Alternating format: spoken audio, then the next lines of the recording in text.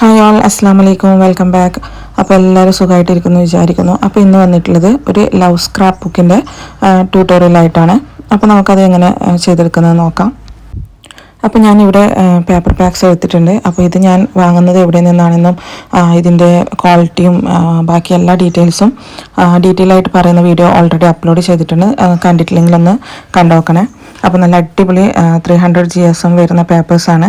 അല്ല നിങ്ങൾക്ക് ഫസ്റ്റ് ടൈമാണ്, ബിഗിനേഴ്സാണ്, ജസ്റ്റ് ചെയ്ത് നോക്കാനാണെങ്കിൽ നിങ്ങൾക്ക് വേണമെങ്കിൽ ജസ്റ്റ് പ്രിൻ്റ് എടുത്തിട്ടും ചെയ്യാൻ പറ്റുന്നതാണ്. പക്ഷെ എന്നാലും ഇത് നമുക്ക് ഈ ഒരു റേറ്റിന് നല്ല അഫോർഡബിൾ ആണ്. ഒരു പീസിന് 10 rupees വെച്ചിട്ട് മാത്രമേ വരുന്നുള്ളൂ. നമ്മൾ സെപ്പറേറ്റ് നോക്കുമ്പോൾ അങ്ങനെ മാത്രമേ വരുന്നുള്ളൂ. അപ്പോൾ ഞാൻ ഈ ഒരു ലവ് സ്ക്രാപ്പ് ബുക്ക് ചെയ്തെടുക്കാൻ വേണ്ടിയിട്ട് ഫസ്റ്റ് എനിക്ക് വേണ്ട ഷേപ്പിലുള്ള ലവ് ഒന്ന് പിൻട്രസ്റ്റിൽ നിന്ന് ഡൗൺലോഡ് ചെയ്തിട്ട് പ്രിൻറ്റ് ചെയ്തെടുത്തിട്ടുണ്ട്. കാരണം നമ്മുടെ സ്ക്രാപ്പ് ബുക്കൊക്കെ പറയുമ്പോൾ സൈസ് നല്ല കറക്റ്റ് ആയിക്കഴിഞ്ഞാൽ മാത്രമേ ഫിനിഷിങ് ഉണ്ടാവൂ. അപ്പോൾ ഞാനിവിടെ ഒരു 6 പേജാണ് കേട്ടോ ചെയ്യുന്നുള്ളത്. അപ്പോൾ നമുക്ക് 12 പേപ്പേഴ്സ് വേണം. അപ്പം എപ്പോഴും ഒരു മിനിമം ഒരു 6 പേജ് വെച്ചിട്ട് ചെയ്യുന്നതായിരിക്കും നല്ലത്. ഇനി നല്ല ഹെവി സ്ക്രാപ്പ് ബുക്ക് വേണമെന്ന് പറഞ്ഞു കഴിഞ്ഞാൽ നമുക്ക് അതിനനുസരിച്ചിട്ട് പേജ് കൂട്ടുകയും കുറയ്ക്കുകയൊക്കെ ചെയ്യാം.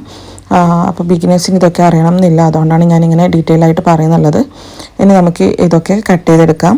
കട്ട് ചെയ്തെടുക്കുമ്പോഴും നമ്മൾ മാക്സിമം അതിനോട് അടുപ്പിച്ചിട്ട് കട്ട് ചെയ്തെടുക്കാൻ നോക്കാം. അങ്ങനെയാണെങ്കിൽ ഇതുപോലെ വരുന്ന പീസ് നമുക്ക് വേറെ സ്ക്രാപ്പ് ബുക്കായിട്ട് യൂസ് ചെയ്യാൻ പറ്റും. ഞാൻ അതിനെക്കൊണ്ട് സ്ക്രാപ്പ് ബുക്ക് ചെയ്തിട്ടുണ്ട്. മിനി സ്ക്രാപ്പ് ബുക്കൊക്കെ അതിനെ കൊണ്ടാണ് ചെയ്യൽ.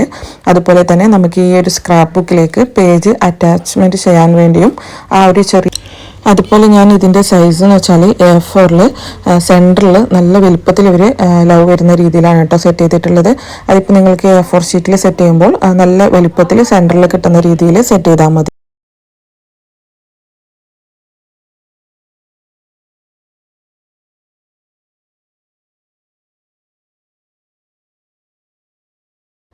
ഇനി നമുക്ക് ഇതിലേക്ക് പേജൊക്കെ ഒന്ന് അറ്റാച്ച് ചെയ്ത് കൊടുക്കാം.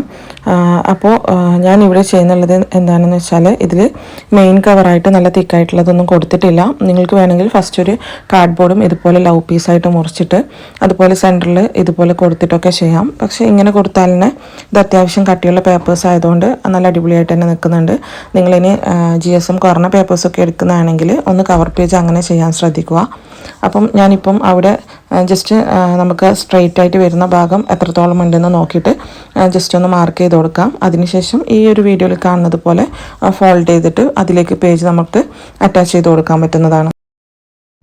അപ്പോൾ ഇതുപോലെ നമ്മൾക്ക് കട്ട് ചെയ്തിട്ട് എത്ര പേജസാണ് ഉള്ളത് അതിനനുസരിച്ചിട്ട് ഇങ്ങനെ ഫോൾഡ് ചെയ്ത് കൊടുക്കാം. അപ്പോൾ ഫസ്റ്റ് നമ്മളിപ്പം ഒരു പേപ്പർ സൈസ് എടുത്തു, അത് ജസ്റ്റ് ഒന്ന് 2 സൈഡും ഫോൾഡ് ചെയ്തിട്ട് രണ്ടാമത് എടുക്കുന്ന പേപ്പേഴ്സിലേക്ക് അത് വെച്ചിട്ട് ജസ്റ്റ് ഒന്ന് മാർക്ക് ചെയ്യാം. നമ്മൾ ഫോൾഡ് ചെയ്തതിന് ശേഷം മാർക്ക് ചെയ്യാം. അപ്പോൾ നമുക്ക് അങ്ങനെ ചെയ്യുകയാണെങ്കിൽ നല്ല കറക്റ്റ് പെർഫെക്റ്റ് ആയിട്ടുള്ള സൈസിൽ ചെയ്യാൻ പറ്റും കേട്ടോ. അത് കൂടുതൽ ഗ്യാപ്പോ അല്ലെങ്കിൽ കുറവ് ഗ്യാപ്പോ അങ്ങനെയൊന്നും വരാതെ കറക്റ്റ് സൈസിൽ തന്നെ ചെയ്യാൻ പറ്റും. അപ്പോൾ ഞാൻ ഇതിലേക്ക് ഡബിൾ സൈഡ് ടാപ്പ് ഉപയോഗിച്ചിട്ടാണ് കേട്ടോ ഇങ്ങനെ ഒട്ടിച്ചു കൊടുക്കുന്നുള്ളത്. അപ്പോൾ അതാകുമ്പോൾ കുറച്ച് പെട്ടെന്ന് സ്റ്റിക്ക് ചെയ്ത് വെക്കും. നമുക്ക് ഫെവിക്കോളൊക്കെ യൂസ് ചെയ്യാൻ പറ്റുന്നതാണ്, പക്ഷേ ഇതാണ് കുറച്ചുകൂടി ബെറ്ററായിട്ട് നിൽക്കുന്നത്. അതിനുശേഷം നമുക്ക് ഓരോ പീസും ഫെവിക്കോൾ വെച്ചിട്ട് അറ്റാച്ച് ചെയ്ത് കൊടുക്കാം. അതിനുശേഷം നമുക്കിതിലേക്ക് പേജ് ഓരോന്നായിട്ട് ആഡ് ചെയ്ത് കൊടുക്കാം.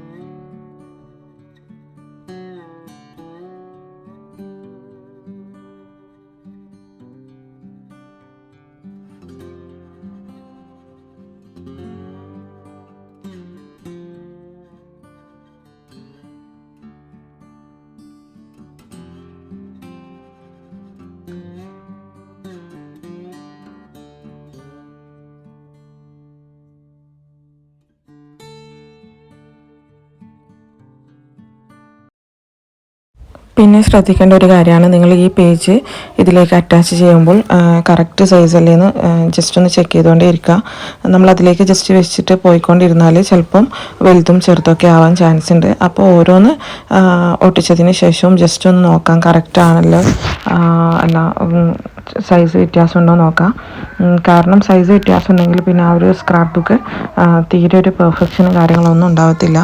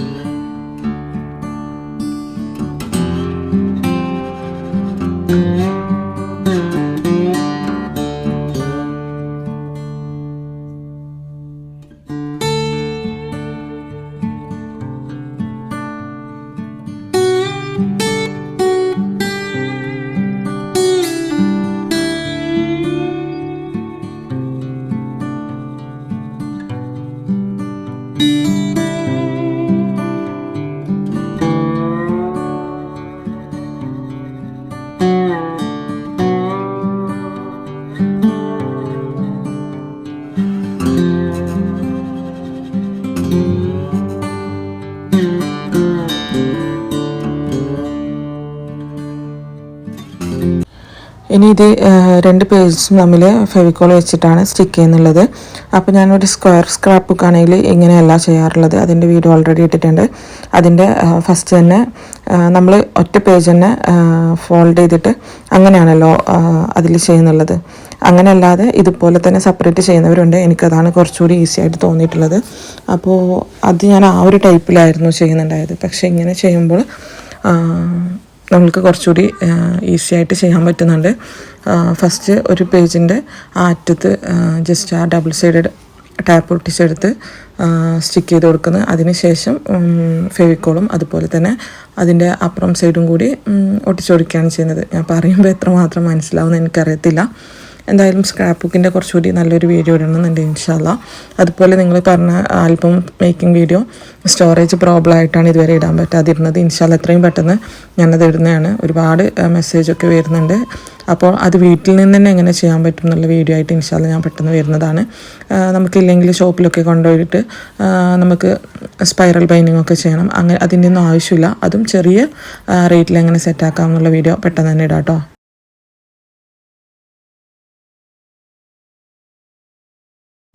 അപ്പോൾ ഈ പേജിൻ്റെ ഉൾവശമൊന്നും സെറ്റാക്കുന്നത് ഞാൻ കാണിച്ചിട്ടില്ല. എന്താ വെച്ചാൽ കസ്റ്റമറിന് ഫോട്ടോസ് കാണിക്കുന്നത് ചെറിയ ഇഷ്യൂ ഉള്ളത് കൊണ്ട് ഞാൻ എന്തായാലും കാണിച്ചിട്ടില്ല. കവർ പേജ് ചെയ്യുന്നത് കാണിക്കണം എന്ന് വിചാരിച്ചിട്ടുണ്ടായിരുന്നു. അതും തിരക്കിലാക്കുമ്പോൾ വിട്ടുപോയതാണ് കേട്ടോ. പിന്നെ ജസ്റ്റ് ഒന്ന് റീബൺ കൊടുത്തിട്ടുണ്ട്. ബാക്കിൽ ഡബിൾ സൈഡ് ടാപ്പ് വെച്ചിട്ട് ഡബിൾ സ്റ്റിക്ക് വെച്ചിട്ട് ഒന്ന് സ്റ്റിക്ക് ചെയ്തിട്ട് അങ്ങനെ കൊടുത്തതാണ്. അപ്പോൾ മാഷാഅല്ലാ അടിപൊളി ആയിട്ടുണ്ട്. ഞാൻ ഫസ്റ്റ് ടൈം ആയിരുന്നു ട്രൈ ചെയ്യുന്നത്. അപ്പോൾ നിങ്ങൾക്കും യൂസ്ഫുൾ ആയിക്കോട്ടെ എന്ന് വിചാരിച്ചിട്ട് ഇട്ടതാണ്. അപ്പോൾ വീഡിയോ എല്ലാവർക്കും ഇഷ്ടപ്പെട്ടിട്ടുണ്ടാവുമെന്ന് വിചാരിക്കുന്നു. ഇഷ്ടപ്പെട്ടാൽ എപ്പോഴും പറയുന്നത് പോലെ ലൈക്ക്, ഷെയർ, കമൻറ്റ്, സബ്സ്ക്രൈബ് ഒന്നും ചെയ്യാൻ മറക്കരുത്. അപ്പോൾ ഇൻഷാ അല്ലാ അടുത്തൊരു ആൽബം മേക്കിംഗ് വീഡിയോ ആയിട്ട് വരുന്നത് വരെ bye bye. Thanks for watching.